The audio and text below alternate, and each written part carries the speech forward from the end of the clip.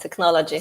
Okay, so we are live on Facebook with the Mambo Prince, Adolfo Indacochea. Good afternoon, everybody. And now we're going live on Instagram as well. Go check Instagram, Adolfo. We're getting there. Okay, let me see. I'm live now. Okay, now Now there we go. you gotta watch me. Yes, I'm watching, but I'm seeing everything black. Let me see. Hello. Okay. Wait, it's loading. I got you. Yes. Yeah. It's Yeah, here it says that there's problems. no. It Loading. says no viewers. Let me close it and go again. Okay, now I see you. Okay, perfect. Request. You see me? Okay, wait. I see a lot of people watching. I sent your Yes, request I got already. you. Yeah. Yes, yes. I added you. Let me know if you're in. Almost. Perfect. Okay, I'm in. Yes. Okay, great. Okay, let me bring down the volume for the Instagram because otherwise I'm gonna hear you twice and too much echo. Let's see. Okay. Okay. Sounds good. So perfect. We're ready to roll. Yes. Welcome, everybody. Thank you for joining us. We'll be trying to get some information from Adolfo that people don't have. So, Adolfo, why don't we start with you telling us something that nobody knows about yourself? Nobody knows. I think I'm quite a funny guy. People think I'm very serious. So I think that's the first thing. Normally, when people get to know me, is I didn't know you were that funny. Yeah, that's a people always start. see me as a very serious person.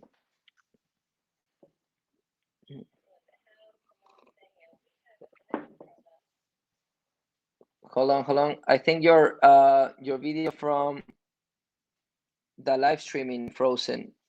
I can see you on Instagram, but the other one is kind of frozen.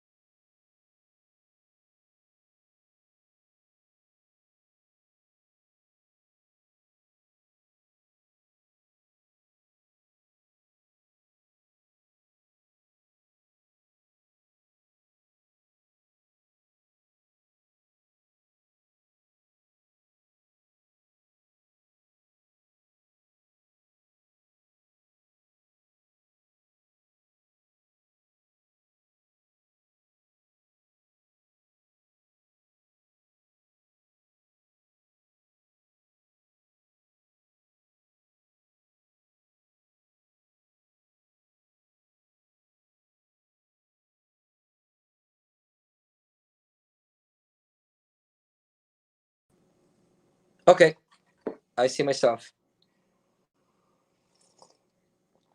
I have the phone like vertical facing me with the front camera.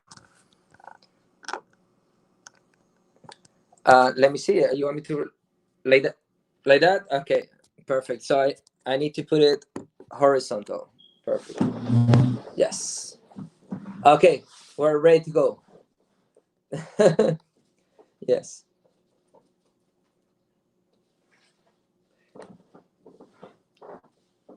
Yeah, I was born and raised in Lima, Peru. Always been in dancing since. Oh, I think I lost you. Are you there? Hello. Hello. Okay, you're back. You're back. Okay. Well, I have a great childhood. I think I was kind of like Danny the Mess. Like it was all over the place. Always dancing, always doing sports. My dad forced me to go to a folkloric dance when I was like 4 years old. He had to drag me on the floor like for a block, crying and stuff. But then now I say now I say thank you, no, because only there were only ladies in the class, like only little girls. So I didn't want to go because I was afraid of my friends what they were gonna say. But I always been in sports, always been a mess, always very trying to do something, trying to see what I can do now, and like my behavior, it was kind of, yeah, too much like my dad used to put me in everything, any sport imaginable, just to get me tired so I can go to sleep. And like still see that is since I was a kid. I always sleep 4 or 6 hours. Yes. Yeah.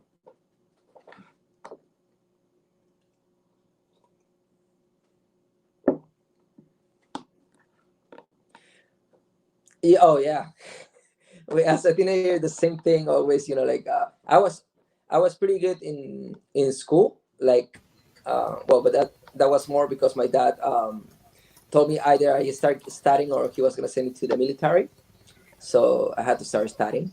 And but it came out that I was pretty smart with all study related, like numbers and history and all that. So it was very very easy for me, like to be a good student. But the problem was the discipline. I always was, like just being a teenager, like always playing around, and that was always my problem.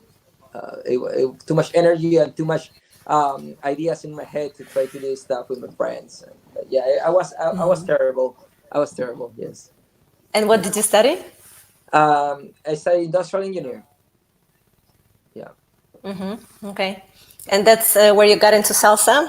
Yeah, I got into salsa while I was in Mexico, and that's when I got into salsa when I was about 19. But like in Peru, you dance salsa since you're a kid, because they put the music on the radio, on the streets, everywhere. Salsa. Peru is a country made of salsa.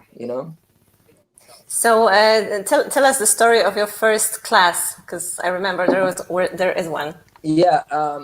Basically, I was in Mexico, um, and with my roommate from Mexico, he told me, "Oh, let's go to take a salsa lesson, right?" And I was like, "Listen, I'm not gonna go take a salsa lesson because, I'm Peruvian. That's you're born with that. You have that in the blood. Nobody teach you that. It's something that natural." And he insisted, and I finally decided to go over there. And I remember my first teacher, Adrian Arellano. He's a Mexican dancer, very great instructor, great dancer. And he just came back from Puerto Rico with a couple of videos from Josie Nilia and Rogelio Moreno teaching salsa on one on crossbody lead, right? That he used to do Cuban. So he started teaching that crossbody lead style, let's put it like that. And like I just from the first class I fell in love with it, like to dance. And I was going every single weekend to the nightclub to dance, because nightclubs in Mexico, there were a lot of, like, any nightclub with pop music or different kind of music, and I don't like that. I like to be dancing, and I used to go full out with merengue, right? So Mm-hmm. that was the party with merengue would be rocking it, and then like with the salsa, I fell in love with it and I started dancing, I started practicing, and it just became my favorite hobby. Mm-hmm. So you were born in Peru, you studied in Mexico, Hmm. and then what's the story you appearing in the US? Um, I came to the US in 2003, 2003, 2000, no, 2002, 2003, yes. And I met the mother of my daughter. I have a daughter that is 15 years old now. And, we fall in love. And, I was in Texas. I was in Houston because my mom lives over there and my aunt has a restaurant. So I was like, maybe I can work um, in the meantime, like as a waiter or something. And I told the mom, my daughter to come to Texas, so we can save some money, work, and then in a few years go to New York because my dream was to dance with Mr. Eddie Torres, right? So I was thinking maybe um, 5, 8 years, 2010, 2011, go to dance with Eddie, right? And she told me, well, if she was living in New York at the time, and she was like, if you are gonna move to New York, might as well just come here and like let's make it happen, right? And I remember that's what I did, and we were living in a 4-bedroom apartment. We only have one room for us with other 4 people, and that's how we started, and that's how I got to New York and to the first Eddie's lesson that I went on. I wasn't able to go to these classes until like 2 3 months after because I didn't have the money to pay, and I was working my ass off as a waiter in Italian restaurant, Rockefeller Center. You know where the famous tree, like Mm-hmm. underneath is Mm-hmm. the restaurant called Toscan Square. I don't know if it's still open. I haven't checked it. I'm actually gonna look into it. I started working, so I was working like 12, 14 hours a day, and then about December, Christmas comes, so a lot of people there, and I got a chance to go on the, I think, middle of December to Eddie's class, first Eddie's class on a Sunday. They were 4 hours back in the day, and in during the break of the class, I was able to see that during the class, Eddie was kind of like looking at me in the mirror, like he would step, he was like, hmm. If you look at me, and then the middle of the class, when I went to him to introduce myself, and like he was, oh, what's your name? What are you doing here? And I told him that I just moved to the States, and he told me, because are you working with somebody? Because when I see Michael Jackson, like you, would like them to work with me.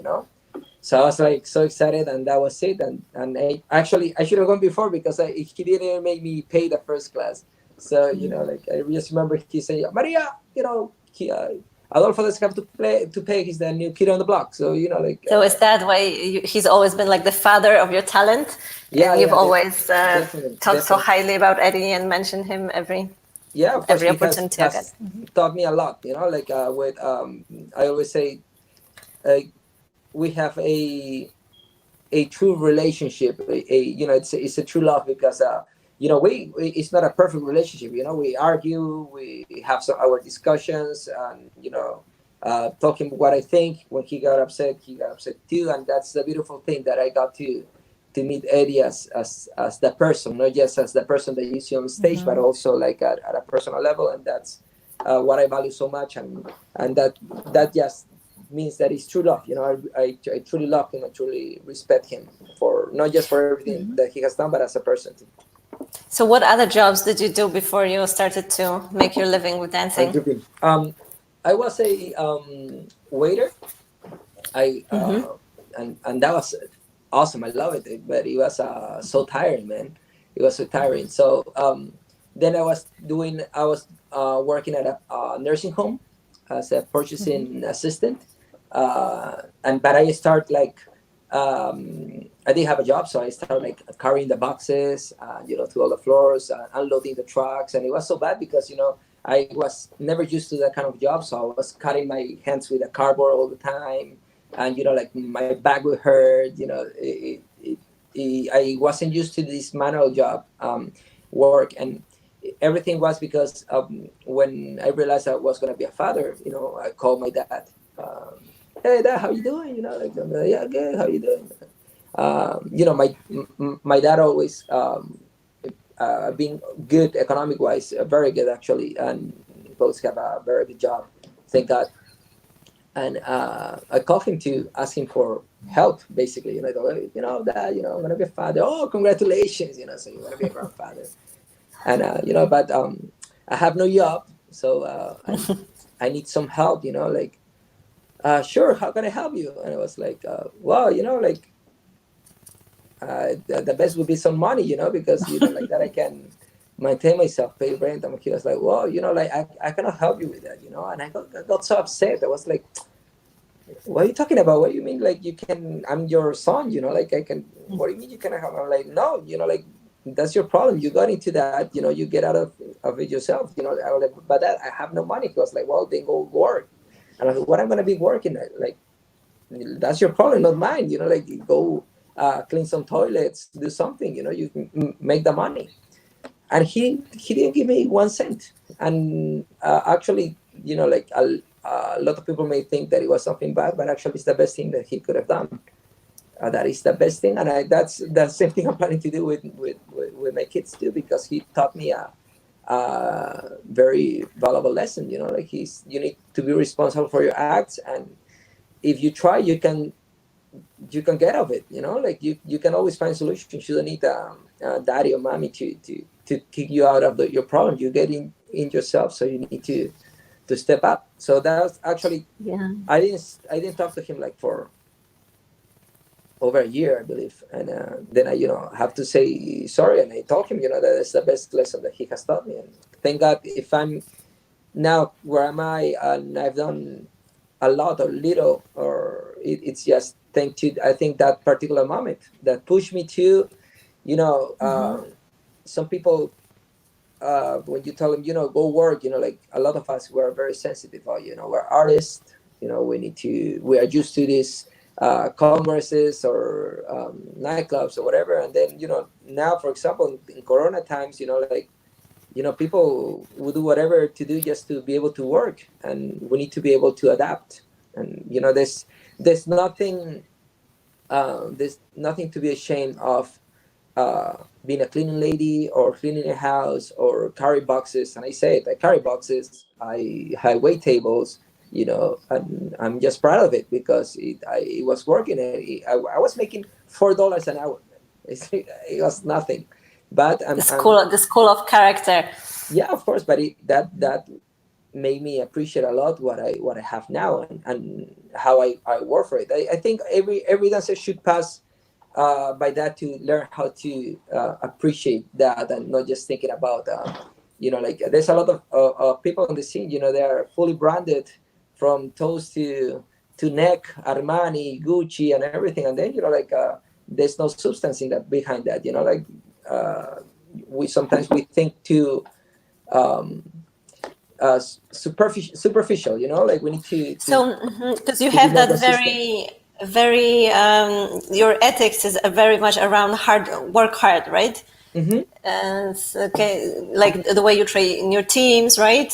There is a long process when people have to actually train their mindset. Can you tell us a little bit about that? How you recruit people, how you train them, what's important? The thing is that I believe talent is important, but it's not everything. I would say talent is a good 10%. Maybe a little bit more, but it counts a lot more the type of person that that you have. If something faithful, something that is gonna work with you, something that is gonna respect you, something that is gonna be a, a team member. It's gonna play as a team, and it's not it's not just a single person. So for me, can you hear me well? Because I hear I me hear you quiet. well, Yes. probably because I have two earphones of two Oh, different yeah, yeah. devices. Now I don't know what you did, but now it's perfect. I don't hear I myself. separated the microphone. Oh, okay. Thank you. Okay. So anyway, I was saying, like, being part of a team is hard. Being a team leader is even harder. So that's why you need to be able to balance that, to balance harmony in inside the group. So So what's an example, for instance, of an unacceptable behavior in your team? Something that you would throw away someone for? being late Mm-hmm. to rehearsal, like you can be late once, it's okay. I told you, listen, if you're gonna get, they know that if they're gonna get late, even 5 minutes, they have to send a text at least saying, maestro, like we're running late, whatever, or I'll be back there in like 2 minutes, whatever. Um, but they need to let me know, and I don't accept being late because I think that is very disrespectful for everybody else. And I kick people out like for being late to rehearsals. That's something that I hate. I hate not being punctual. Mm-hmm. Okay. And what are the desired traits of character? This, what do you mean inside the team? Like, yes, like something that, for instance, you would take someone who is less talented, but he's better, I don't know, focused or loyal, or what are Yeah, this the other things? I use different examples all the time. Like one of my strongest examples is Marco Farabelli. He was with me like for 6 7 years, and he was like, when he started, nobody believed that he was going to be able to dance next to me, and actually he was told like um, from other people passing church, whatever, oh, like Adolfo has chosen you to, like, I don't know what they tell him, like, using, but he's never going to have you dancing with him.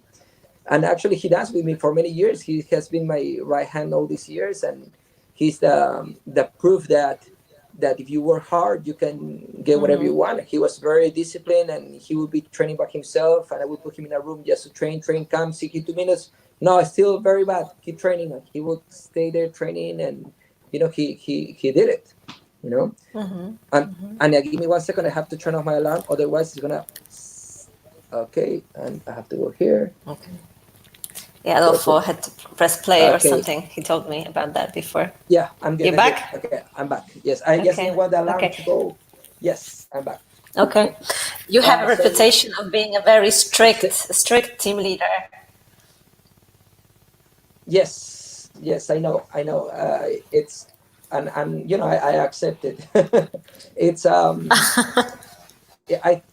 to have a team for 1 2 years, one thing. To have a team that is on the top with all other teams and have it for many years, it's difficult. Like I would say, like in Europe, the team start around 2012, and since then it's just been growing, and I think has become one of the top teams out there. What would be your advice for team leaders? What should they bear in mind if they want to be successful? They need to be. People shouldn't get confused about being disciplined to being disrespectful, because I'm not disrespectful with my dancers. I've never been, and if I was at any time, I always I excuse myself in front of everybody. Um, Give me 1 second, Ania. That for some reason.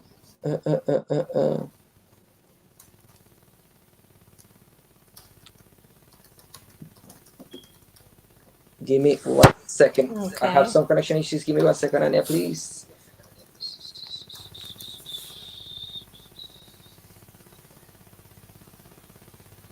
Okay, Adolfo is out for a second, guys. We're looking at his lamp. If you have any questions, anything you'd like to know about his career, anything you'd like to hear from him, do let us know in the comments. We'll make sure we'll ask him that question live.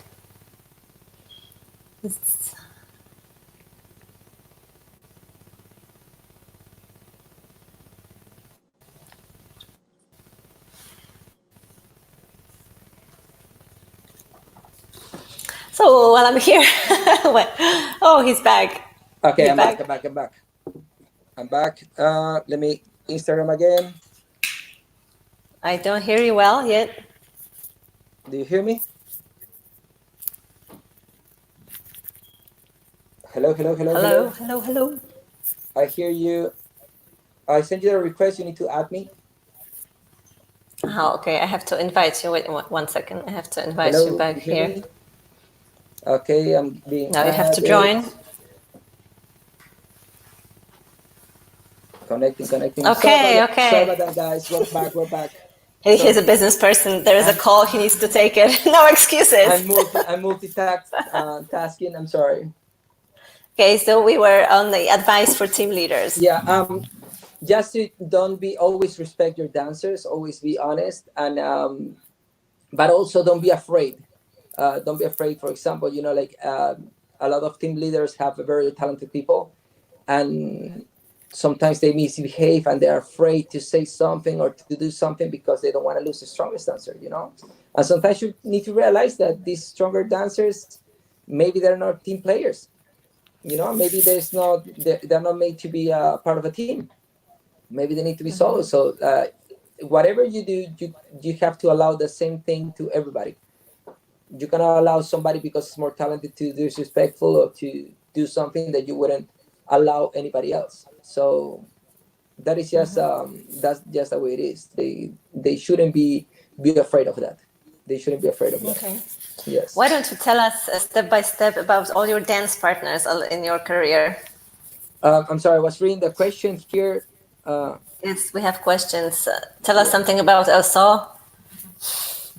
And Okay. then there's Well, another one. you wanna manage your question so like that I answered you and then you Yes, tell me. I'll manage the Okay. questions. So what is the question that you were asking me right now? Well, someone tell us something about El Sol. I don't know if that's the place for it. El Sol is great, Yeah. happening in November, hopefully. Of course, hopefully, yes, definitely. El Sol is, I think, one of my favorite dance festivals, probably my favorite in the winter, and it has just been part of the success that I had because I think El Sol has given me the opportunity to show my art, and you always been open minded and very supportive of all my ideas. So I always gonna be thankful for that. And I think it's like our place, right? It's almost like when I'm at El Sol, I feel like almost like at my own event without all the stress of the organizing part. But That's beautiful. I really feel like it's like when we're training right after, let's say after MamboLand, I finish MamboLand, I'm like, okay, now let's start thinking what I'm gonna take to El Sol. That's how like that's how I'm also, maybe this one I would like to take over there, maybe this, well, always take like 5, 6 shows. So but it's always that festival that you look forward to try to take your best work. That's beautiful. It's nice to hear. It's actually one of my goals as a leader. It's to make people feel that the festival is theirs, it's not mine. It's everybody's. It's the team members, it's the target performers, it's the artist, and then it becomes a huge project when everybody puts their maximum in. Nice. Then someone is asking about your online classes. Which classes are better ones? I love the teacher giving them which class have better ones. I will take his class tomorrow and also Fernandez's class. Oh, okay. Basically, the way I figured out to give back to community somehow, because in these times of COVID-19 that everybody's at home, we only have a subscription for our lessons. So all the lessons that you see over there, we have it divided between open level, intermediate, and advanced. And actually, you get the chance to study over 9 hours a week with Daniel, Lorenita, Neris, myself, Eric, Marco, and all of them are included. And there are live lessons with 48 hours replay. So I think it's a great deal to be able to train the whole week. Of course, if you're the type of person that want to take one class here and maybe another class someplace else, probably it's better the class on the weekends that we do. This weekend we have Rodrigo and Asia. But otherwise, if you're the hardcore trainers that you want to train all week, that's a place to be. Like I said, we offer over 9 classes a week, and I think it's a pretty good deal. And you're able to train every single day with top dancers. And we got another question. Besides Eddie, what dancers have influenced you? And Palladium Mambo Legends, Cuban Pete, Tito Ortos. I like all classic dancers. So I kind of a mix in between Eddie and I like a lot of things about Tito, and I like a lot of things from the Palladium Mambo legends, Freddy Rios, Mike Ramos, old school stuff. Aníbal Vasquez, I love Roberto Roena. I always like to get those ideas. I get inspired from them. I want to say hi to my good friend El Tigre. I love you. Do you dance bachata? Only with Bianca at Chicago Salsa Congress. Adolfo, can you tell us step by step about your career and your dance partners along the way? What you experienced, what you learned, where it took you? Well, I've been lucky enough to dance with many beautiful and talented women, and I always say thank you for that opportunity. I don't know why I've been so lucky, but it's been nice because it teaches me a lot. And you know how a lot of people has a dance partner, and then when they broke up, they break up. They don't, they basically don't work anymore. And I think the secret for that is that I always dance for, and I always choreograph for my dance partner. So whoever was dancing with me, I always have some numbers that they are for them. And of course, so far I cannot say that my my peak so far being with Tanya. I think we had we mean something special to the scene. We did something special, and I think we keep doing it. That people see it and people feel it, and that's awesome. And like it's, but all of them been so different, so Can you talented. actually say who you worked with? Because some people haven't been in the scene Well, long enough to remember. So let's go chronologically. starting when I start with LSE, I will Jessica Ortiz, Amanda Estilo. Jessica Ortiz now is a famous actress. So I'm very proud of her because she always wanted to do that. Then Amanda Estilo as well. Amanda Estilo was the top New York dancer back in the day. The top female dancer, like I'm talking about, like 15 years ago. She, it would be always aligned with her for all the events. She used to dance with Charisma and with Xiang Stylist. Probably you remember him. Then after that, I danced with Melissa Rosado. Melissa Rosado, another Eddie Torres dancer, like such a good technique, such a good person, beautiful dancer. Then for a little while, I also danced with Sheila de Jesus from Puerto Rico, and that with whom I had my second child, my Adolfito. My kid, beautiful kid. It looks just like me. And actually, his birthday was on April the 30th. Then after that, I started working with Carla Bocconi. With Carla, we did a very nice, very nice job too, and it was fun because she was coming out of Tropical Jam, and used to dance with Juan Matos as well, and we debuted two numbers in less than 1 week, so it was great.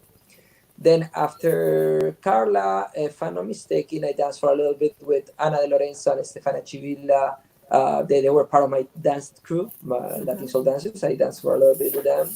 And then I started dancing with Tanya. And that was something because she came from the Cuban school, and she came also from dancing with a little bit with Jesus Aponte, but she couldn't even dance with a six in the back, man. Like she never does a New York style. And everybody was telling me, "Oh no, she's too Cuban. She's never gonna be good at it." A New York style, and I was, she's gonna be awesome. I was always force her to do it, and I was telling her, you have something special that you have that mix. You can be that piece that is gonna mix both elements, the Cuban element and the New York element, and I think. Uh, People don't see that, but I think she is the main reason why there's so much fusion nowadays. And most of female dancers, top female dancers, imitate a lot what Tanya does. And I think that is something. Sometimes she tells me, "Oh, I feel like people is doing the stuff I'm doing," and I always tell her, that you should feel good about it because they can try, but they never gonna do like you know, they can try and it's okay, you know, but you know what you have and I know what you have, and it's like when Fernando always say that I'm the most copy performer choreographer of this generation, right? And you know, like for me it's awesome because it just means that we're doing something good. And you know, when people tell me, oh, but you don't care that people copy, I'm like, no, because you know, like I'm always thinking on the next step and always thinking about how to reinvent myself. And you know, most of all, you know, they don't feel what I feel inside, so they can copy everything on the outside but not on the inside. Well, And the leaders are always the first to do something, and they get copied around yeah, but everywhere. it's fine. I'm not upset because of that, you know. Not a big deal at all. And then with Tanya, after Tanya, I started working with Lorenita, and Neris, of course, and she helped me out big time. But that was after Lorenita. I started working with Lorenita, then also with Neris, and of course, I keep working with Lorenita. With Lorenita was very special because I remember I was talking with Tanya already a couple of years before we stopped dancing, because the main thing why we separate, you know, of even that people like to say stuff that is not there. The main thing was that Tanya and I reached everything that we could have reached as a dance couple. But Tanya also has, as a person, as an individual that she is, and that she thinks it with her own head, and I support a lot. She had always that, you know, I don't know if I would have been able to do it by myself, you know. And I always tell her, like, you are able to do it by yourself. You have more than what you think. And you know, like, you probably are one of the few people that can do that. Like, even if you maybe don't be so organized, because back in the day she wasn't organized, and you know, like, she knows that now she has changed a lot, changed big time. But back in the day she wasn't that organized. But I was telling her, like, you have so much, such a good product, and you're a type of person that is such a good person, such a good heart, that people is going to love you no matter what. You know, people's going to love you no matter what. And if you get your stuff together and you get more organized and more serious about work and be professional, you're going to be able to work no problem. So this was one thing that she wanted to try to do herself, you know, to be just Tania Canarsa, no Adolfo and Tania, but be just Tania Canarsa. And I always support her with that. You know, even it was sad, of course, for both of us, but I always support her to do that. So when we were talking about that, we went to Mexico, to Rosso Latino. I think it was 2016, 16, and I social danced with Lorenita. You know, and as soon as I finished social dancing with her, I went to Tanya and I was like, Tanya, I found your replacement, you know? And Tanya, you know, fell in love with Lorenita because Lorenita is a sweetheart, you know, such a good, I think it's the person with purest heart I ever met. You know, it's almost an angel. You know, it has a very, very, very nice heart. And, you know, Tanya wanted to bring her to the team, but of course, Lorenita's family is very together. It's one of those families that they're very united, you know. And she was the baby of the house, so you know, her parents didn't want her to come by herself. And then when the time passed, and me and Tanya decided to split on December when we went to El Sol, and that was, I think, that the The last final time. show when she cried, and Yes, everybody yes, yes, cried. yes. Yes. I decided to call Lorenita, and I told her, Lorenita, you know, like, I know I already told you to come to be part of the team, but now I'm calling you to invite you to be my dance partner. So either you have 24 hours to answer me. Either you answer me yes or no, and if you answer me yes, in a month you have to travel outside Mexico and come to where am I. So in 24 hours she gave me an answer, and you know, she decided yes, and that's how we started working together. And then due to a little delay that Lorenta had, with some paperwork, I also started dancing with Aneris, and she's we have a beautiful baby now called Diana. So that's my third kid, and I think the last one. I'm gonna get a vasectomy now, and and it was a beautiful experience too, because being partners in real life, and then being a dance partner was awesome to share that on stage. And dancing while she was pregnant too was very special. And I believe she's an awesome dancer. She's so powerful too. So when I was on stage, I had to like step up too, because she grabs everybody's attention.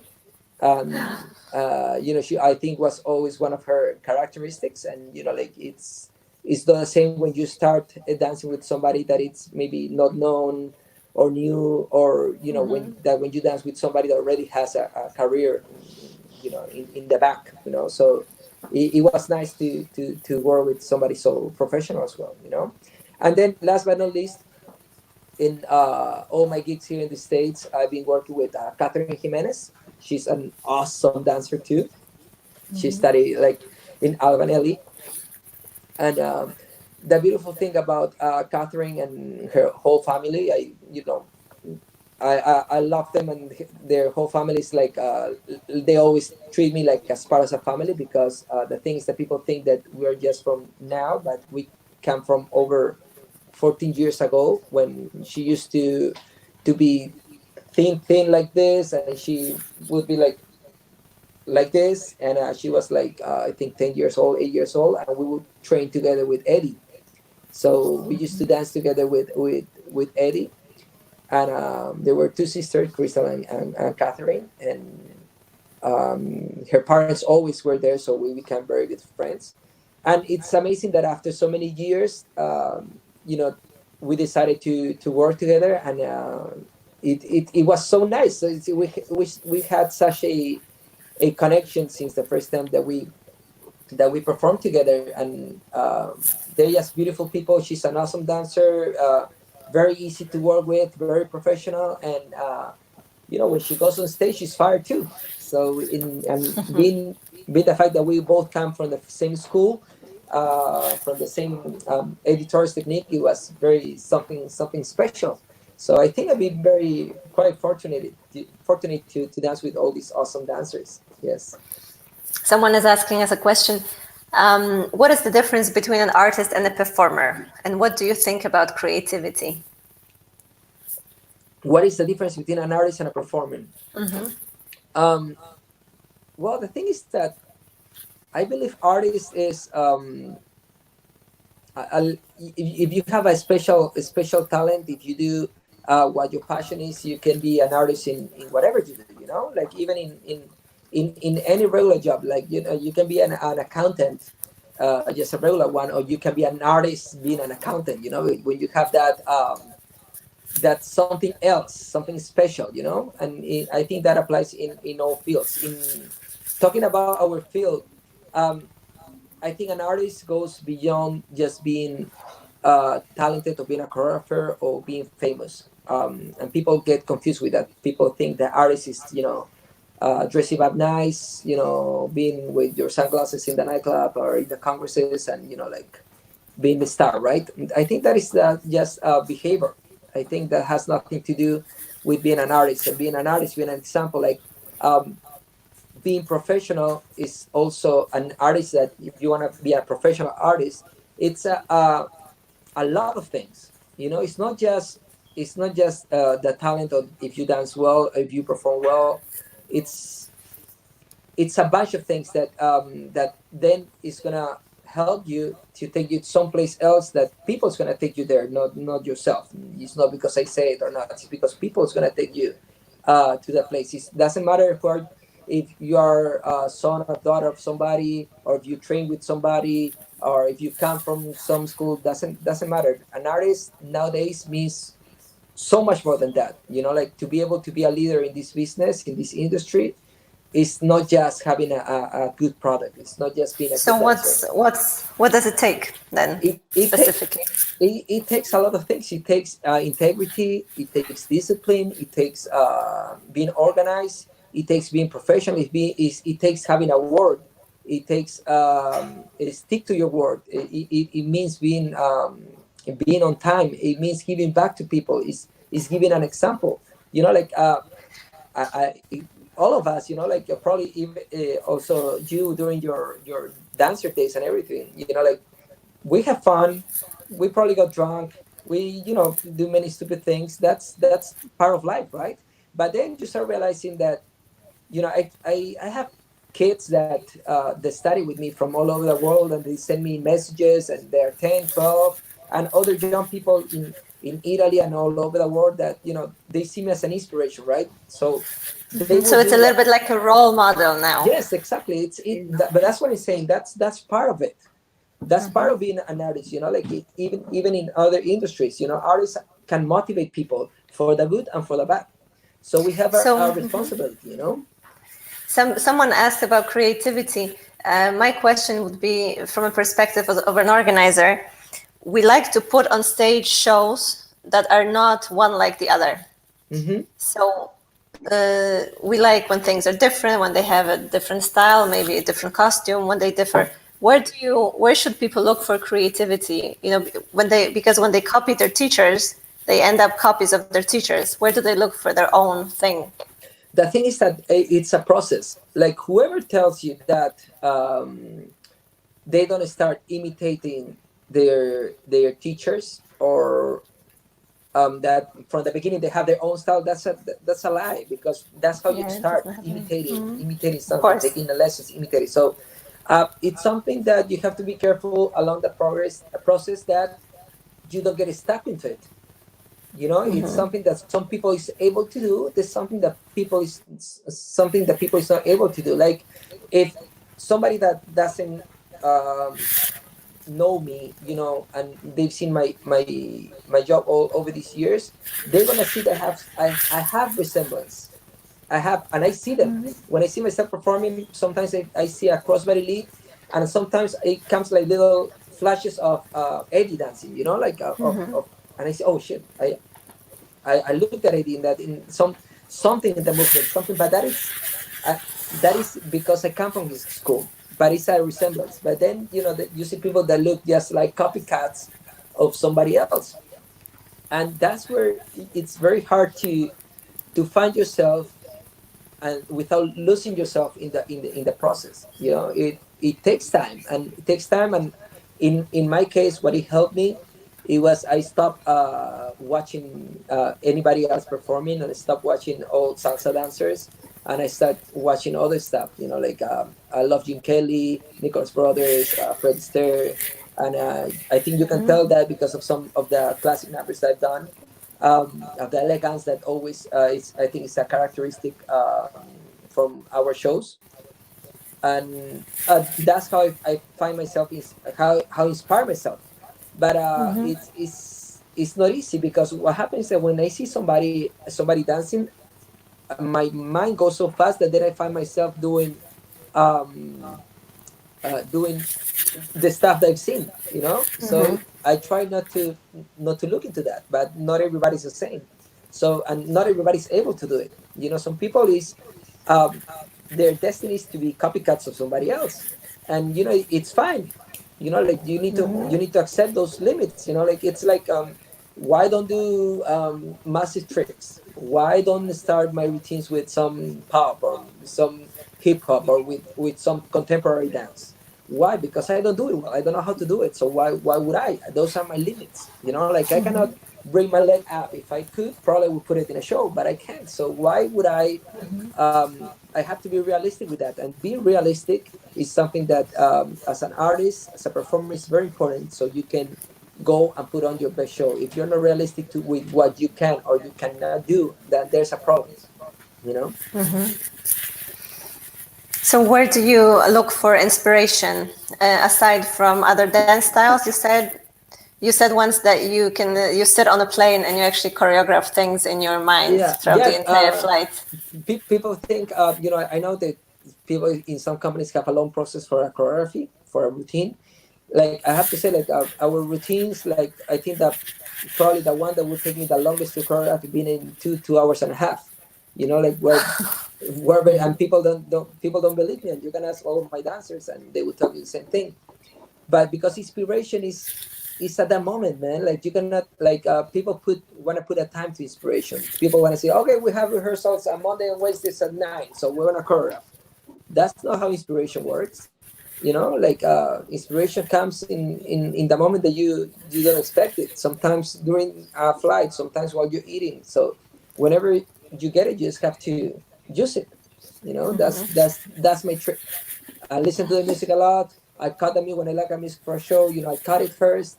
Okay, this is how I would like to perform it, and then when I have a chance, I just start working it. When I feel inspired, sometimes I'm supposed to rehearse for a congress, and then I end up choreographing because it's the moment. So do you visualize first and then you train, or you do it for moving and then I something always comes up? listen to the music, and then probably, I don't know, maybe something in the middle, something in the end. It's something pops to my head. Oh, I would like to do this, and then I start with that. And I Okay. keep building back and forward. Doesn't matter. Yeah. Someone is asking, it's a little bit off the subject, but let's address it. Maestro, I've heard you have a degree in engineering. Is that true? And what did you specialize in? Yes, that's true. I'm an industrial engineer. It's in productive process. Okay, Six Sigma, all that. How to optimize production. But like, at the end, I start working with dancing only. So I think I take it as experience. So if you didn't dance, what would you do professionally? Nowadays, the way the economy goes, I think I would have done anything that is independent work. I wouldn't work for nobody. Uh, I don't think I would be able to work for anybody. I would do whatever, even if I have to open an internet cafe, whatever it is, but I would have my own business. Okay. Do you remember your first international experience show? What was it like?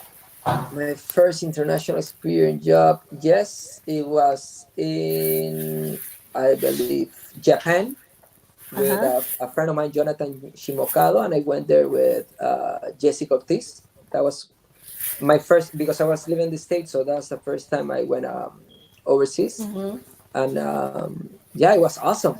It was awesome. Like, I remember having that adrenaline, before the show, and I remember it was hard for me because I didn't know how much to charge, and getting to a plane for so many hours, 14 hours straight flight to Tokyo. So it was nice. It was nice, beautiful, beautiful experience, and people in Japan. You may know, well, I don't know if you ever heard, but in Japan, that salsa clubs are very small, are very, very, very small. Like that nightclub would be where I perform. It was smaller than your stage at El Sol, so it was like very, very, very small. Actually, it would be the size of the where the artists change. Like right there behind the Backstage. cameras, backstage. That's the size of the club, and it was beautiful because like. People wouldn't stop dancing. I remember the promoters had to take me out of that dance floor because otherwise I wouldn't stop dancing. Line of 30, 40 ladies to dance with you. So it was awesome. Yeah, it was nice. Do you still have stage fright, and how do you cope with it? I'm sorry, I'm hearing you double again. Do you still feel stage fright before you go on stage? I think it's, stage fright is not a word. I think I never felt stage fright. I have adrenaline. To go there, and even more when somebody kick the ball far, right before me, like, and that's a beautiful thing. For example, when I have tropical dancing before me, or I know Fernando feels the same way when I dance before him, because it's just kick it, it's just kick it, and it's awesome. It's that feeling like, oh, I have to do better. I have to do my best. Not better than them, but I have to do my best. So like you get all pump up, and like I go out better when I have somebody strong before me. Lots of adrenaline. Do you prefer social dancing or performing? It's a different feeling. Actually, I would say depends on the DJ.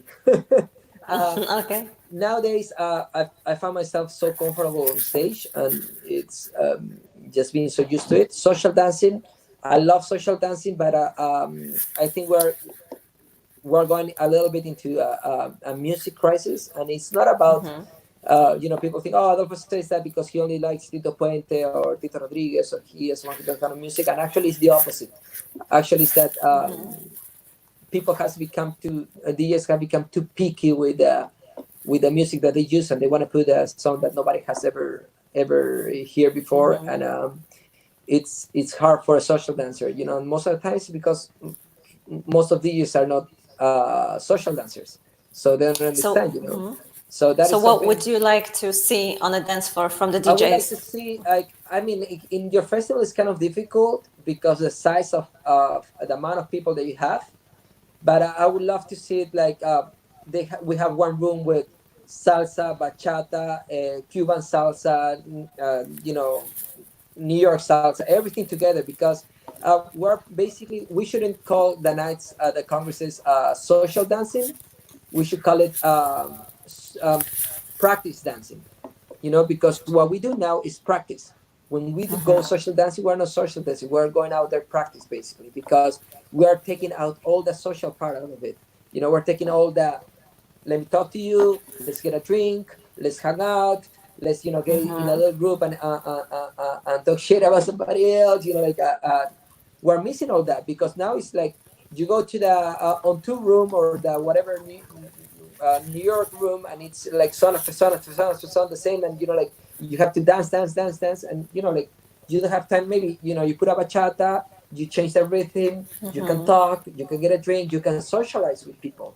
That is all what social dancing means. Is like that, like interact with people. It's more like dancing practice. Like, okay, I get here, let's practice, let's dance every single song. And it's okay. For example, I'm not a big fan of timba. I love Cuban music. Most of music I play is Cuban music, but timba just doesn't hit me. And some people has crucified me because I say that out loud, but I think it's my right to say. It's like people, maybe somebody can say, I don't like cha-cha, and it's fine. We have to respect that. Oh, I don't like Tito Puente. It's fine. It's just a taste. But having different type of music will give you the chance to actually enjoy company of other people. And I think Yeah, our go for a community, drink. If you don't yes, like the song, you go to the bar, yes, you talk to somebody. exactly. And Yeah. believe me, people would enjoy a lot more if they have that social component in the dancing. So I would like to see the parties all mixed. Even kizomba now, yes, put it. One kizomba, one salsa, one whatever. That we can all have fun together. Yeah, You this know. is so. I mean, I also miss it. I remember the events back in the days, when the different music gave you kind of a break. There was a peak moment and there was a weak moment, but people expect just to hear what they like right now. Yes, and that's a problem, because it's like when you start dancing. I remember when I used to train with Eddie, and Eddie sometimes in the classes would put Fiesta La King or Maria Cervantes or some Latin jazz, and I was like, Eddie, come on, man, I want some mambo song, Eddie, why you put that music sometimes, and Eddie was like, listen, right now you don't like it because he used to tell me, eres un jíbaro, you still not there yet with a taste that you're going to be able to appreciate that kind of music. And I was like, oh, I want something like pops me, I want to feel it, and now it's Latin jazzes are one of my favorite music, and it comes, some things come just with time, but if you're not exposed to that, you're never going to enjoy it. So it's good to have different type of music during the night, you know. I think it cuts from Instagram because of the time.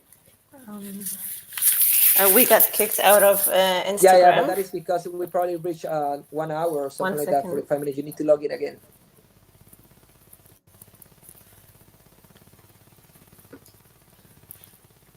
Okay, I'm posting that hour of an interview on Instagram, and I'm gonna make a new live video right now that you Yeah. need to join,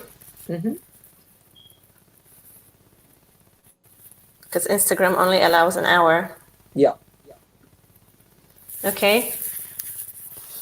So I'm live on Instagram, and please, I'm I'm gonna going. invite you. Let me see. Somehow I'm not hearing those. I don't There know. we go. I'm there. Accept me, please. Yes, I got you. There we go.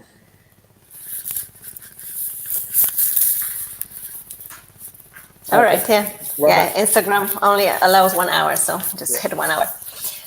Okay, yeah, so we were talking about the social dancing and the diversity of music. Separate your microphones, please. Sorry. Yeah. We have a question. Someone's asking, what's your favorite salsa style? And My does Cuban salsa inspire you? my favorite salsa what? Favorite salsa style. Well, I have to say New York style. Eddie style is the one that inspired me the most, and also the type of music from that they play the New York orchestras back in the day. That's my favorite, definitely. I have to say, and of course, my favorite out of anybody, Tito Puente. I feel like I have a special connection with his music. I think you can tell because of all the shows that I've done. Um, but yes, it's definitely my favorite New York style. Yes.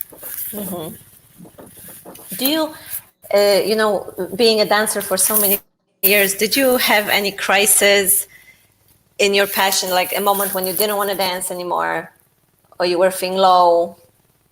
Never, never, Never never, happened? never happened. So it No, doesn't go up and down, you just no, always, no, no, no, wow. no. Always, always, always going up. Always still have the feeling that I can do more. You know? Yeah. And Would you identify yourself more as an introvert or extrovert?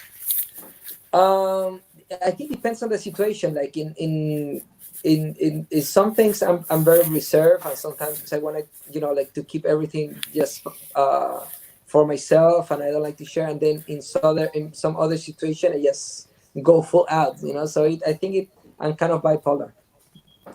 Okay. So what did you have to sacrifice to be where you are today? Okay, that definitely I would have to say family. Family is the one that had to sacrifice the most, and like it for me it's hard to see. My daughter lives in LA. My son lives in Puerto Rico, so it's hard to see them. My family also lives all over in Peru, in Houston, in Canada. So it's everybody's all over the place, right? So sometimes they've done some meetings for Christmas or for some birthdays, whatever, in Peru or in Canada, and they tell me, like to go, and I have gigs. I have places that I have to go dancing, and they will always get upset at me. "Oh, why you cannot cancel?" I'm like, listen, it's not like I don't want to cancel. It's that that's my life, that's my passion, and that's what I do for a living. It's not like I I can pick, and I found myself that is my mission in life. I accepted that it's living my passion and share the mambo with the rest of the world and try to inspire next generation. So that is my mission in life, right? And the thing is that sometimes they tell me like, you have to think family first, and like you have to take a break, and you have to do this and that, and like even now, I have those same conversations. And what I think people don't understand sometimes is that when you live a passion, so when you're so passionate about something, you have to do it. When you feel like you have a mission, you have to do it regardless. And like it's like my mom sometimes tells me like, why you don't feel bad that like you're not here with us, like, and instead you're like you're dancing. I'm like, mom, I would love to be with you, I would love to be home with my sisters and everybody, and I have that wish, right? But if you ask me if I feel bad, no, I don't feel bad. I'm okay with it. I'm okay with it. And she, why you mean you're okay with it? I'm okay with it. Like my mind, my conscience is, I'm fine with it. It's like when they tell me that I have to sacrifice some stuff, I have some time that I have to sacrifice. It's like I understand, and sometimes people can think I'm cold or not, but I'm like, it's okay with me. you know, I would love to see my kids more often. I would love to see them every day. I would love that, but I can't because what I do, uh, and because all the travel I have to do in the weekend, and you know, I accept. I know that it's not ideal, but I'm okay with it. You know, like I accept that. I know that is how it is right now. You know. And how has the traveling lifestyle affected your love relationships? Oh, forget about it. Like if somebody that don't understand what we do, that they have a normal life, they would never understand it. You know, it's I've been traveling the past 15 years every single weekend, sometimes more. Um, you know, like sometimes more. So you know, it's hard. It's hard. Yeah, yeah. It's definitely they wanna accept it. Yeah. So, what has dancing given you as a profession that no other job would ever give you? Oh, the love from people. You know, the love from people. Definitely, definitely. Okay. Yes. So, how many days in a year do you spend at home, and how many on the road? Uh, you say like let's say I spent 3 4 days of the week maybe, and then the rest traveling. Yes. And how do you recharge after that?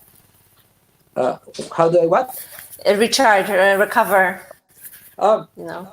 like you know, like when I feel like I need to recover, I just turn off my phone for one day, and then I'm good to go. Or I just have a good day at home, watching movies, relaxing, and that's it. That's it. Yes. Someone is asking, how much do you spend on a dance practice currently? Well, before Corona, we were doing average 6 to 8 hours a day, Tuesday, Wednesdays, and Thursdays. Mondays, tried to take them off, but it was hard because I had to do so many other things. And weekends, of course, traveling. Now, thanks to Corona, a little bit less because I was putting together all my business for the line school. But we're back on track, training, creating. I debuted a new number last week, so it was nice. Where? Where? I did it. We put it online with El Tigre. I did it in the studio Okay. by myself. It was kind of a first shot to see how that debut goes. It went pretty good, but it was strange. So we have to keep working and we have to adapt. So if anybody want to see the new show, it's over there in my Facebook page, or MamboLand Okay. page. Yeah. And when not in a festival, what does your normal day look like? Um, Training during the morning, teaching during the night, and trying to run some errands, bank, accountant, many things during the day. And I like cooking. I like to cook when I have time. So I try to do a Okay. lot of things in my day. I squeeze them. Another question from our audience. What is your favorite musician band from the newer generation?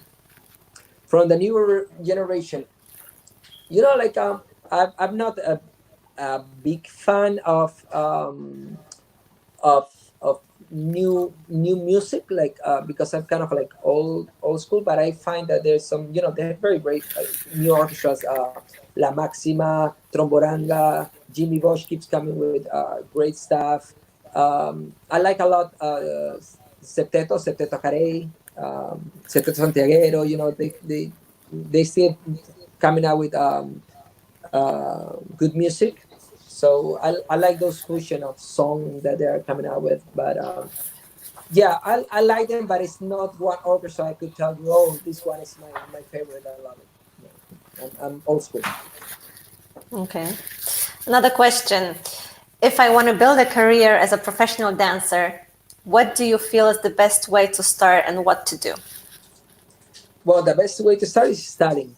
You need to study a lot, a lot, a lot. Then study a little bit more. And the thing is that it depends on what you want to do. You want to compete. You want to go around the world teaching and performing. So there's many different factors that you need to analyze. But what I would say is like, don't wait for the work to come to you, but start working as if you have a gig every weekend. start working towards that. So don't wait until maybe you have gigs to start putting out your numbers, your performers. You need to start working as like if you work every weekend, and train as if you have to perform every weekend, and that is gonna pay back. So does that mean that a person should go and just offer themselves, to events when they're not known, or what kind of exposure would you suggest? No, I mean, like you can target key congresses, or maybe being part of a known team to like kind of like help you with that push. But nowadays anybody can perform in any festival. Like that is. I mean, like MamboLand, I try to do kind of old school. I don't allow many performances, and I try to do quality. And I want to give opportunity also to new up and coming artists.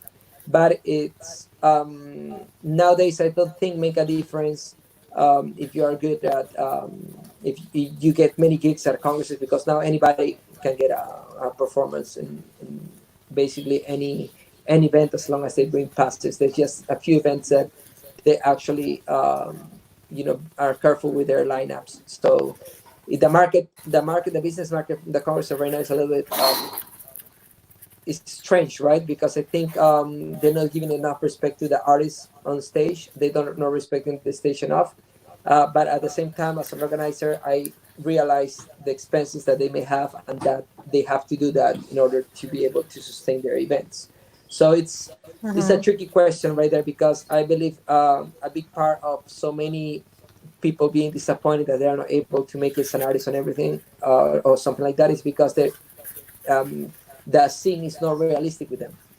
Like the fact that they're allowed to perform in 10, 15 congresses a year doesn't mean that you're able to do a living out of it. There's a difference between doing a hobby, doing a student team, doing a side job, and actually make it your job. And not everybody's able to do that. And when you go for free to an event, when you go when you don't charge for a performance, when you go free to teach and to perform because you take students, like you cannot consider yourself as an artist or a professional with that. So it's many factors that the setup of congresses nowadays it's hurting our scene. Like I've seen some congresses that they probably have one artist, and all the rest they're coming for free, and performing and teaching, and you know then you have students that go over there taking advanced lessons, and then they go to an advanced lesson from a well-known instructor, and they're like, oh, I cannot follow anything. I'm like, yeah, I guess why? Because if you don't know who you're studying from, it's not the same thing, a level of an advance from whoever on one dancer, and then the advance from Fernando Sosa. There's different qualities. There's a reason why he's Fernando Sosa, and not just somebody else. So that is something to consider, both students, artists, and organizers, because it's something that we need to make a difference. I'm also very careful about who performs on the stage, and what we do right now is we offer people Stargate shows or Thursday nights. We will probably open a Wednesday night, because a lot of people want to perform, but they cannot be put on the main nights, Friday, Saturday, Sunday. And at other events, they get that. So there's also a lot of disappointment sometimes, discussion. Yeah, I had that many times. Oh, but I performed here, performed there, and like, why I cannot perform a MamboLand? And I'm like, listen, I'm sorry, but it's just, for me, that doesn't count. I always try to be. The thing is that I found out that people don't want to be don't want you to be honest with them.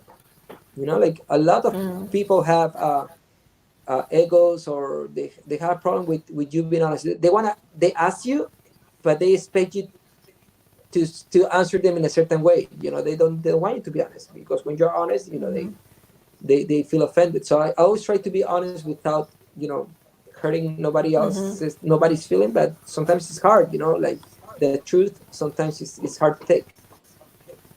Yeah, someone is asking us, teacher, why isn't more Cuban teachers or classes in the salsa festivals when Afro-Cuban roots are at the base of everything we know today? and also in the recognition of the Cuban by teachers. I believe, We have a lot of Cuban instructors at the El Sol Salsa Festival. I actually have always a strong base of Cuban instructors also in my events. I believe it's very important. What you need to think about is that sometimes there's festival that they do just, for example, let's call it cross-body style, right? And they don't think about the importance of having the roots also being explained. Yeah, everything comes from Cuba. That is something that nobody can say it's not like that. Even New York style, everything comes from Cuba. Everything comes from song. Okay, and even more if you go with the Afro roots, everything comes uh, from Cuba. That is something that nobody's gonna deny. But it has to be. I think it has to be a compromise because it's like the right process, right? We thought we should be like you learn first Afro technique, Afro-Cuban dances, and then you jump into son, and then you jump into salsa, and then you jump. You know, it will be a process. But with the dance has developed in a way that now you start right away with turn patterns and the basic, the 1, 2, 3, 5, 6, 7, and that's just how the industry goes. Then it's up to the promoter or the instructors like us to give the props to uh, the Cuban fundamentals and to say why it's important of having a Cuban training, behind an Afro-Cuban training. So I do think it's important. I do think they should be part of every festival. But also, the problem is that nowadays, and it has been for many years in Europe, not every Cuban is a great instructor. Not every Cuban is a great dancer. And unfortunately, a lot of people also that comes from Cuba, like even with Cuban friends, Cuban colleagues I have, all the Cuban instructors I've known all over Europe, all of them being the first dancer from Tropicana or the first dancer from any school. And it's not like that either because I have Cuban colleagues that tell me, like I've been there, I don't know him. So it's also a way that we need to identify these people that is capable also of teaching their culture the right way. Not everybody's capable of doing that. What's up, Super I think Mario? in Europe, like in Poland, in a country where it's very ethnically, these are all just white Catholic people. So for them, when they come to a salsa class, they don't understand anything about folklore. They just want to meet someone. It's very hard to teach them about the roots at the beginning because they just came to hang out. So I think the process in Europe is that people first get into their first steps, first combinations, and then they want to deepen the knowledge. So they reach for the roots later. Mm-hmm. Because at the beginning they're not mentally there. Exactly. Everybody, maybe you don't go to a salsa lesson because you wanna learn how to do folkloric Afro-Cuban dance. You wanna dance what you see, the social dancing, right? Yeah. So like I said, it's up to the teachers and organizers to share that with people. We got another question. When is the next MamboLand planned? And would you invite the same bands and artists as on previous editions? Frankie Figueroa? Yeah, well, actually, we have already the date for next MamboLand Milano. That is on, how do you call it? March 19 to the 21, 19 to the 21st of March. Mm-hmm. And we already have confirmed Ismael Miranda that was supposed to be with us this year. So next year we're going to have Ismael Miranda as the main artist. Great. Oh, Super Mario is asking us a question. Why are so many mambo dancers these days use Cuban music? Is this correct? Mario, you know me, and I think you're right. But let me just make a note. I know, of course, Mario knows it, but just to make a note. I use a lot of Cuban music, but I think he's referring to more like timba kind of music, right, Mario? Can you answer, Super Mario? Not you, bro. No, I know, but I mean, I was saying, like, I believe he's talking about like why they're using so much timba with dance because okay, yes, that's. I just wanted to clarify that. I don't know because I believe they're using it a lot because most of people is fusioning a lot. It's this right now is this big thing about mixing Afro-Cuban steps with what we do with the salsa New York, salsa one, whatever. Everybody's crazy right now about the fusion with the Afro-Cuban steps, and some of them, I have to say, very nice fusion. Some of them, they should stick to what they know what to do. But this, like I said, always is taste, and right now that is the thing going on. And yes, Mario, I agree. Where is the mambo though? Yes, I know, man. But I'm trying to be open-minded because I cannot. I'm a mambo freak, so I cannot say. Of course, I'm gonna go for what I love the most, New York style. Thank you, Mario. But unfortunately, that's the moment that we're living. People, it's getting inspired in other music. Is inspiring of fusioning a lot, and yes, New York style and a lot of things is disappearing, and some of them are creating new stuff. I think it depends. It depends who does it, how do you use it. I see, for example, Franklin Diaz doing his fusion, and it's awesome. And he uses a lot of Cuban music, and it's just awesome. But I think it looks great on him. But I've seen other people using same music with other fusion. I don't like it, but it's what it is right now. People is crazy about fusion right now. Everybody want to do fusion, and they're forgetting a little bit about other stuff. But I believe it's.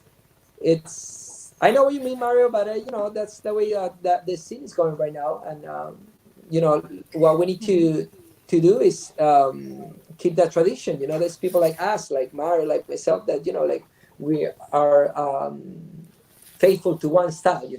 But I think we need to be a little bit open-minded and accept that people like to fusion, new generations like to fusion their stuff. So, Adolfo, do you have favorite male dancers in the scene of today? Yes, I'm a big fan of Tito Hortos, as I said before. Of course, Eddie. There's so many dancers that I think they're great too. Of course, Franklin, Frankie, Juan, Michael Fons, Wilmer. There are so many great talented dancers. I think we're full of it. Yes, I like them all. But do you have any rituals that you do before you go on stage? Yes, we pray together with all my team. We pray together, and then we scream aloud. A couple of words. We always say, "Vamos a bailar, vamos a gozar, vamos a romper," and a big azúcar at the end, like Celia, But it's what we do all the time before going on the stage. And when you design your costumes, what do you take into account? That's weird because it's like I don't know. I try to see what is gonna fit the music, and then of course the ladies in the team start giving their opinions, and that's when everything gets messed up, and we end up doing something very different of what I had in my mind. Yeah. What's your favorite food? Ceviche. Okay, and Ceviche, drink? that's a Peruvian dish. Red wine. All right. When you fly, what do you do up there on the plane? I just put my my AirPods and put some salsa music, and that's what I listen the whole time. Okay.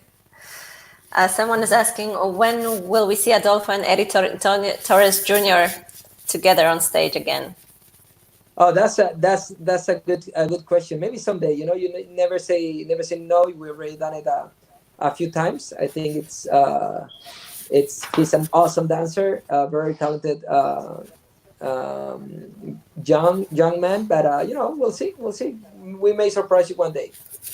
Tell the people everywhere that you used to dance on one, bro. Yes, I started dancing on one.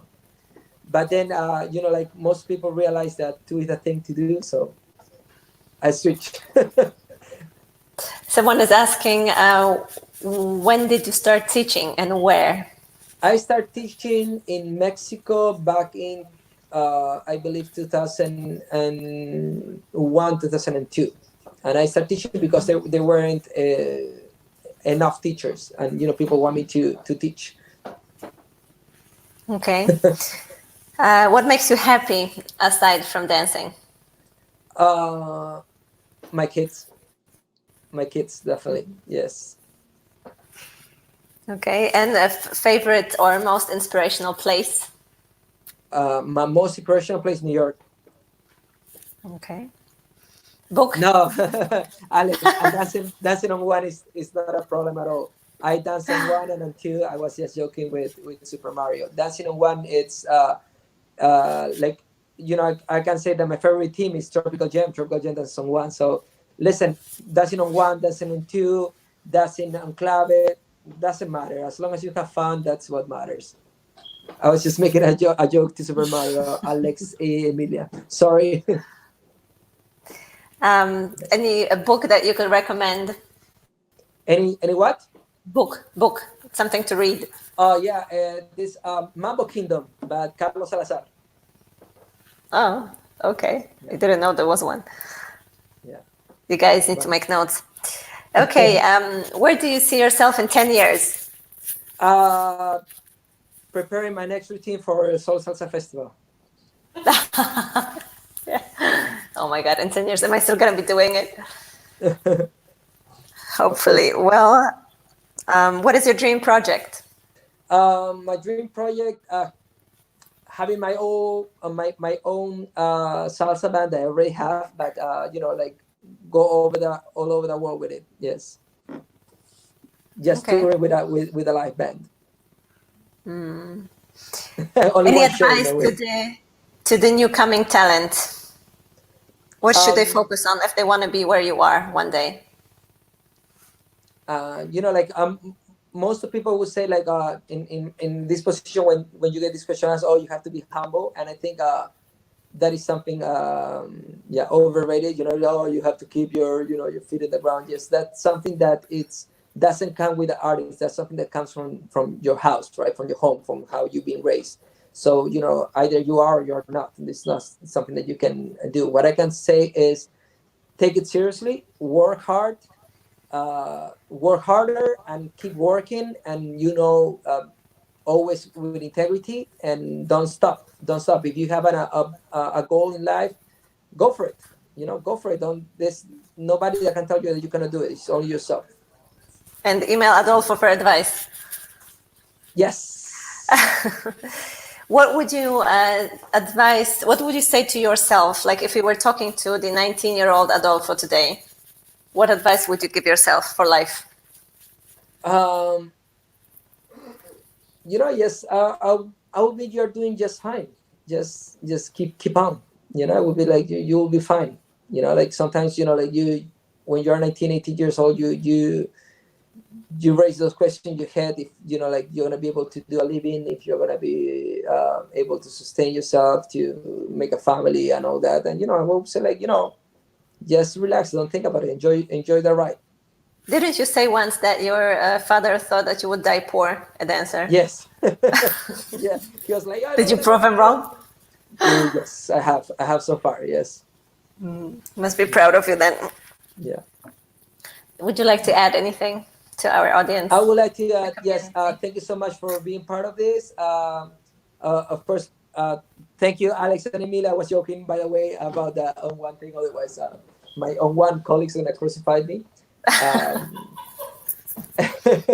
and it's like I believe dance is just dance, and that's it. Doesn't matter what do we do, guys. We're a community, and I think now in the times that we're living, we need to prove that as a community we are united, and we need to step forward. We need to help promoters. We need to help students. We need to help the community. Okay, it's hard times for everybody. So we just need to show that as a community we can keep going forward, we can come out of this, and we can come out of this stronger. And thank you so How can much. people help as a community? Can What people do you help, mean? like like being understandable with promoters? I'm telling you, talking about promoter point of view, um, because I believe promoters probably is the ones that hit the worst in this situation. Also, artists, colleagues, like give a break to the promoters, charge a little less next year, so you can support them to keep doing these nice events. And of course, for the students, for the attendants, don't, try to support the events when we come back to reality. And let's just show that we can be a professional community. Also, in these times, we're seeing how many people it's getting they're working with their imagination, right? And they're coming with online courses and all this, all that. So it's nice. As a community, I think we just have to come out of this together. Someone is asking if you can recommend more books about salsa and mambo. Yes, I'm going to try to make a list of a few of them. There's some very nice books that they're available. So I'm going to try to put in the platforms that they have these books, and I'm going to write them on my Facebook page. Okay, great. Thank you, Adolfo. It was great having you. So much, we miss you. We miss you. We'll see each other in November. You'll see. Send you a big hug, a big kiss to everybody. Take care. Bye-bye. Have a great day. Bye, guys. Thank you for joining. Thank you.